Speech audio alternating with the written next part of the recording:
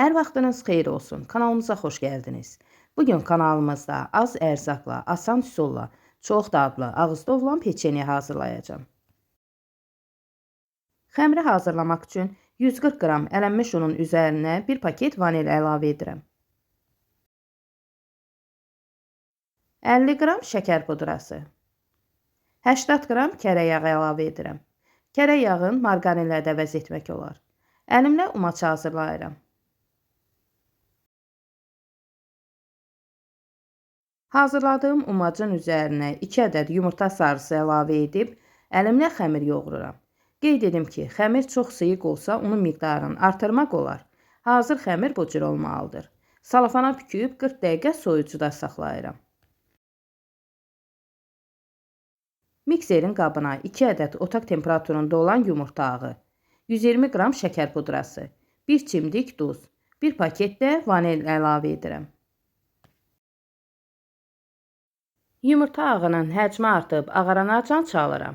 O qədər çalmaq lazımdır ki, mikserin qabından tökülməsin.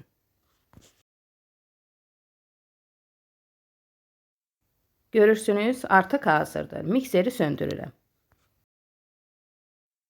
40 dəqiqə sonra xəmiri soyucudan çıxardıram. Üzərinə alt hissəsinə un səpib yayıram. Təxminən 1 sm nazikliyində yayıram.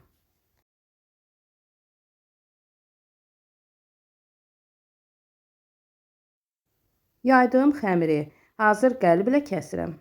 Adi stəkan yardımı ilə də hissələrə bölə bilərsiniz.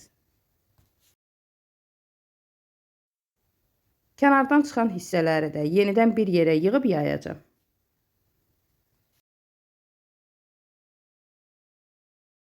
Listə düzdüyüm xəmirin bir hissəsinin üzərinə biraz qoz, digərinə isə cem əlavə edirəm. Bəzilərini isə sadə şəkildə saxlayacağım.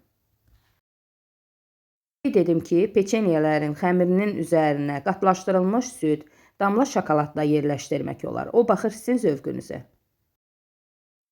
Sonda xəmirin üzərindən əvvəlcədən hazırladığım bezini əlavə edirəm.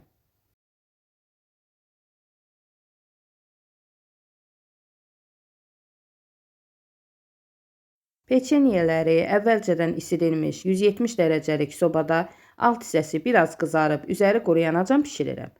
Artıq gördüyünüz kimi bezeli peçenyelər hazırdır. Görürsünüz, mükəmməl görünüşü var. Dadına söz ola bilməz. Həqiqətən də çox ləzzətli, fərqli dadda peçenyelər alındı. Hazırlayıb dadına baxmağa dəyər.